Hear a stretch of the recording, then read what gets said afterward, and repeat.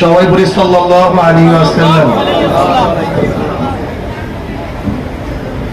ইসলামী আন্দোলন বাংলাদেশ শ্যামপুর থানা শাখা কর্তৃক আয়োজিত আজকের গণসমাবেশের সম্মানিত সভাপতি,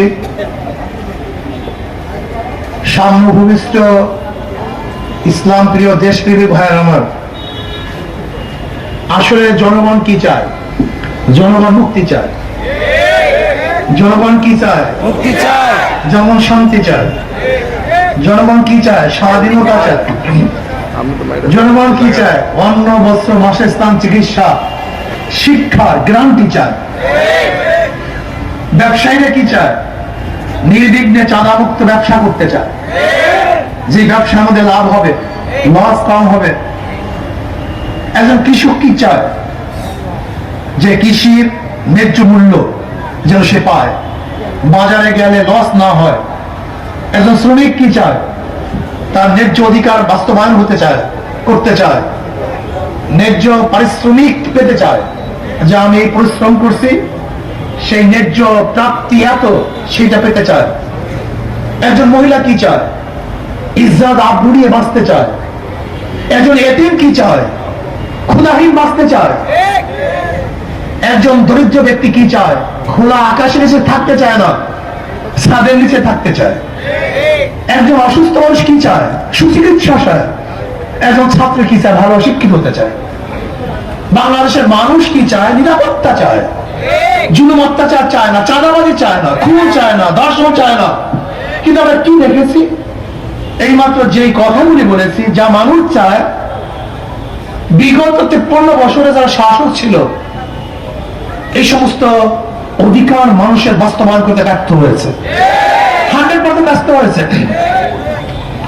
আজকে বর্তমান অর্থনীতি গরিবকে গরিব বানায়, ধনীকে ধনী বানায়।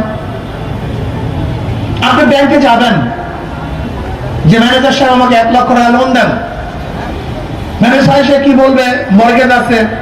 আপনি বলবেন মর্গেজ তো নেই, কারণ আপনার কোনো টাকা না। টাকা কার জন্য? যারা আছে। গরিবের জন্য ব্যাংকের কোনো টাকা নেই। ব্যাংকের টাকা কাদের জন্য? বড়লোকদের জন্য। দেখেন, বর্তমান পুঁজিবাদী অর্থনৈতিক ধনীকে ধনী বানায়, গরিবকে গরিব বানায়। যা আগের থেকে 1 লক্ষ টাকা ছিল, ব্যাংক থেকে 1 লক্ষ টাকা দিবে। যাকে দেওয়া হয়েছে লোন, তারই লোন মাপ, তারই ইন্টারেস্ট মাপ। একজন বড় লোক 4 বার ধনী হয়েছে। আগের থেকে 1 লক্ষ টাকার মালিক, ব্যাংক থেকে 1 লক্ষ টাকা দিয়েছে, তারই লোন মাপ 3 বার ধনী, তার সুদ মাপ 4 বার ধনী। আর গরিব 5টা লাথি খেয়েছে। আগের থেকে 1 লক্ষ টাকা ছিল না, 1 লাথি। ব্যাংক থেকে 1 লক্ষ টাকা দেয় নাই, 2 লাথি। তার লোন মাফ হয় নাই, 3 লাথি। তার ইন্টারেস্ট মাফ হয় নাই, 4 লাথি। আর যে বড় লোককে টাকা মাফ করা হয়েছে, এই টাকাগুলো যদি বাংলাদেশ ব্যাংকে থাকতো, বাংলাদেশের নাগরিক হিসাবে সেই টাকার মালিকও সেই গরিব ছিল। কিন্তু বড় লোককে মাফ করার কারণে গরিবের পেটের মধ্যে আরেকটা লাথি। তাই গরিবকে লাথি দেওয়া হয় 5টা, আর ধনীকে ধনী বানানো হয় 4 বার। এই বর্তমান পুঁজিবাদী অর্থনীতির মাধ্যমে ধনী ধনী হবে, গরিব রসা করা যাবে। ইসলামী অর্থনীতি অ্যাপ্লাই করা হয়, তাহলে ধনী তো ভারসাম্য থাকবে, আর সমস্ত গরিবরা দরিদ্র সীমার উপরে চলে যাবে। বিশ্বাস হয় না? ইসলামী অর্থনীতি, যত অর্থনীতি, সব গরিবদের জন্য। যাকাত কাদের জন্য? গরিবদের জন্য। ওসব গরিবদের জন্য মানব, গরিবদের জন্য ফাতরা, গরিবদের জন্য। সমস্ত ইসলামী অর্থনীতি যা কিছু আছে, সব কাদের জন্য? সব গরিবদের জন্য। অথচ কপাল পোড়া গরিব ইসলামকে পছন্দ করে না। এটা হলো তাদের কপাল পোড়া। এরা কাদেরকে পছন্দ করে? যারা জীবনবার ওদেরকে লাঠি মেরে আঙ্গুল ফুলে কলা গাছ হয়েছে, এই গরিবরা তাদেরকেই পছন্দ করে। আমার গরিব বাবারা, তুমি কি জানো বাংলাদেশ থেকে কি পরিমাণ লুটপাট হয়েছে? এই কয়েক বছরে বাংলাদেশ থেকে 14 লক্ষ কোটি টাকা পাচার হয়েছে। 14 লক্ষ কোটি টাকা। 98,000 কোটি টাকা ব্যাংক থেকে লুটপাট হয়েছে। বর্তমান বাংলাদেশের গভর্নর বলতেছেন, ব্যাংকের এই চুরি এবং ডাকাতি গোটা দুনিয়ার কেউ দেখে নাই, এত লুটপাট হয়েছে। মেগা প্রকল্পের মাধ্যমে মেগা মেগা চুরি হয়েছে। আজকে বাংলাদেশের প্রত্যেকটা নাগরিক 1.5 লক্ষ টাকা ঋণ মাথায় নিয়ে বসবাস করতেছে। আজকে যে সন্তান জন্মগ্রহণ করবে তার মাথার মধ্যে 1.5 লক্ষ টাকা ঋণ। এই টাকাগুলো কোথায় গেল? কারা আত্মসাৎ করেছে? কানাডায় বেগমপাড়ায় কারা বাড়ি বানিয়েছে? এদেশ থেকে টাকা কারা পাচার করেছে? এরা দেশের বন্ধুরা, এদেশের দুশ্মন, এদেশের শত্রু। আমি বিশ্বাস করতে পারি না জনগণ 71 থেকে 2024 পর্যন্ত যারা ক্ষমতায় ছিল তাদের চরিত্র সম্পর্কে আমরা সবাই জানি, সবাই তাদেরকে দেখেছি। মাদার গাছ লাগিয়ে আমের আশা করা যায় না, চোরের মাধ্যমে চুরি বন্ধ করা যায় না, ডাকাতের মাধ্যমে ডাকাতি বন্ধ করা যায় না, ধর্ষকদের মাধ্যমে ধর্ষণ বন্ধ করা যায় না, নীতিহীন দুর্নীতিবাজের মাধ্যমে বাংলাদেশের দুর্নীতিও বন্ধ করা যায় না।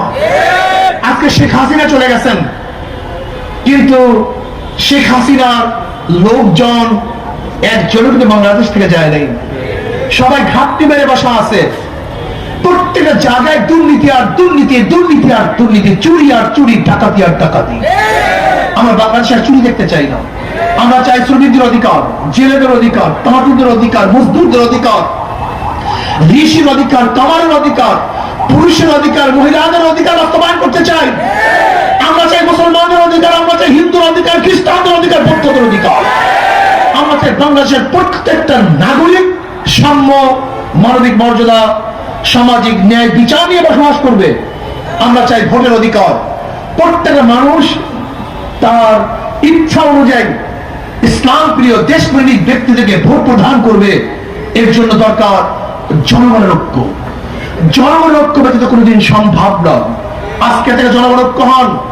যে দলের মধ্যে গুন্ডা আছে, যে দলের মধ্যে চাঁদাবাজ আছে, যে দলের মধ্যে ডাকাত আছে, ধর্ষক আছে, মদখোর আছে, জুয়াখোর আছে, চরিত্রহীন খুনি আছে, ওই দলকে আমরা প্রত্যাখ্যান করলাম, ওদেরকে ভোট দেবো না, ওদের দল করবো না।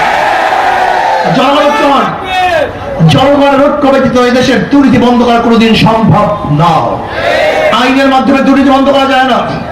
আজকে এখানে যারা শ্যামপুরের লোক আছেন, আমরা চাঁদাবাজের বিরুদ্ধে ঐক্য হন। চাঁদাবাজের বিরুদ্ধে ঐক্য হন। ছাত্র জনতাদের ঐক্য হয়ে ফ্যাসিস্টকে দুনিয়ার থেকে, বাংলাদেশ থেকে বিদায় দিয়েছে, বাংলাদেশে ভাগতে বাধ্য করেছে। ঠিক আজকে আমরা ঐক্য হব ছাত্র এবং জনতা, যে চাঁদাবাজদের বিরুদ্ধে আমরা সবাই ঐক্য। যখনই কেউ চাঁদা নেওয়ার জন্য আসবে, আমরা সবাই ঐক্যবদ্ধ ভাবে খাম্বার সাথে বেঁধে রাখবো।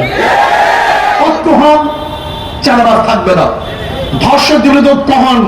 এলাকার মধ্যে কেউ যদি আমার মা বোনদের ইজ্জত হানির চেষ্টা করে, আমার মা বোনদের প্রিটিং করে, আমাদের মা বোনদের সাথে খারাপ ব্যবহার করার ষড়যন্ত্র করে, দুঃসাহস দেখায়, তাহলে সমস্ত জনগণ ঐক্যবদ্ধ ভাবে ওই লুচ্চা এবং গুন্ডাকে প্রতিহত করবেন, বিচার করবেন, বিচার হাতে তুলে দেবেন, শাসনের কাছে তুলে দেবেন। তাহলে দেখবেন একজন ধর্ষক এলাকায় থাকবে না। ঘুষখোরদের বিরুদ্ধে ঐক্য হন। সব ঐক্যবদ্ধ ভাবে যে অফিসের মধ্যে ঘুষ থাকবে, ছাত্র জনতা ঐক্য হয়ে সে অফিস ঘেরাও করেন, সে অফিসার পরিবর্তন করার জন্য স্লোগান তোলেন যে তাকে অবশ্যই বিচার করতে হবে। এইভাবে যদি দুর্নীতির বিরুদ্ধে ছাত্র জনতা ঐক্য হতে পারেন, তার বাংলাদেশের দুর্নীতি থাকবে না। এই বাংলাদেশটা ভালো একটা দেশ হয়ে যাবে। এর জন্য প্রয়োজন শুধু নেতা নয়, নীতির পরিবর্তন চাই।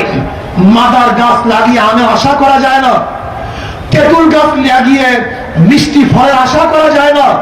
ঠিক দুর্নীতিবাজ নেতা এবং দলের মাধ্যমেও দেশকে দুর্নীতি মুক্ত করা চায় না। আসুন আগামী নির্বাচনে যারা আল্লাহকে ভয় করে, আল্লাহর সামনে দাঁড়িয়ে হিসাব দেয়াকে ভয় করে, এরকম তাকওয়ালা মুত্তাকি নেতৃত্বকে যদি আমরা মেনে নিতে পারি, ক্ষমতায় নিতে পারি, তাহলে ইনশাআল্লাহ এদেশের টাকা, মান, ইজ্জত, সম্পত্তি হেফাজত হবে। এই বাংলাদেশের ভূখণ্ড রক্ষা হবে। আজকে বাংলাদেশের ভূখণ্ডকে ধ্বংস করার জন্য, পার্বত্য অঞ্চলকে স্বাধীন করার জন্য যারা চক্রান্ত করতেছে, আমি অন্তর্বর্তীকালীন সরকারকে বলবো কঠোর হস্তে তাদেরকে দমন করেন।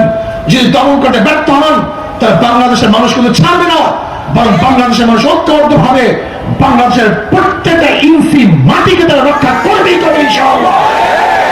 আসুন ছাত্র যাদের ঐক্য হন, দুর্নীতির বিরুদ্ধে ঐক্য হবো, ইসলাম হুকুমাত কায়েম করবো।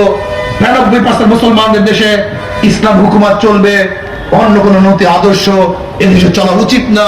আল্লাহ আমাকে আমাদের সবাইকে কবুল করে নেন। আল্লাহুম্মা আমিন। রব্বানা যালামনা আনফুসানা ওয়া